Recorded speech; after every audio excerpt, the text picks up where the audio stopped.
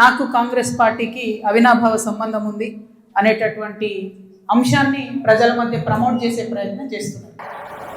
ఈ వెకిలి ప్రయత్నాలు చేస్తున్నటువంటి గుంటనక్కలందరూ కూడా నేను చెప్తా ఉన్నా, నేను ఇంకా మీ చిట్టా విప్పడం ప్రారంభించలేదు.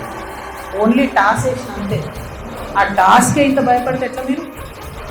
ముంగటి ఇంకా టెస్ట్ మ్యాచ్ ఉంది, మామూలుగా అనుకుంటారే ఎందుకట? జస్ట్ టాసే. ఇప్పటికే గెలిచినాం ఆల్రెడీ. మేము అనుకోలేదు. ఎందుకు భయపడుతుంది మీరు ఇంతగా? ఏమన్నాడు నా భర్త? మీరు అధికారంలో ఉన్న 10 ఏళ్ళలో ఎక్కడన్నా వచ్చి మిమ్మల్ని ఒక పని అడిగినాము, మేము ఎప్పుడన్నా ఒక ఫేవర్ అడిగినాము మిమ్మల్ని?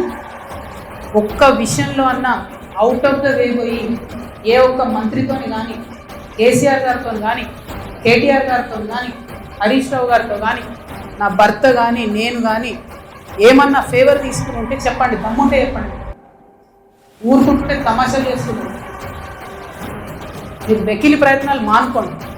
నేను మీ మీద చేసినటువంటి ఆరోపణలకు మీకు దమ్ముంటే, సిగ్గుంటే, ప్రజాస్వామ్యంలో ప్రజల మధ్యలో ఉండాలనుకుంటే జవాబు చెప్పండి. అంతేగాని నా మీద మొరిగేటటువంటి వాళ్ళందరినీ వదిలిపెట్టి ఏది పడుతుంది మాట్లాడితే నేను చూసి ఊరుకుంటాను అనుకో. నేనేం తప్పు చేయలేదు. టీఆర్ఎస్ ఉన్నటువంటి అధికారంలో ఉన్నటువంటి 10 సంవత్సరాలలో ప్రభుత్వం నుండి నేను ₹1 కూడా లాభం పొందలేదు. మీరు చేసినటువంటి అక్రమాలన్నీ నా మీద ఆపాదిద్దామని చూసుకుంటే నేను ఊరుకునే వ్యక్తిని కాదు. నీతి నిజాయితీ నా వైపు ఉంది కాబట్టి నేను ఇలా ధైర్యంగా కుండబద్దలు కొట్టినట్టు ఎక్కడికి పోయినా మాట్లాడుతున్నా. నాకు ఎవరితో అండర్స్టాండింగ్ లేదు, ఎవరితో వ్యాపారం లేదు.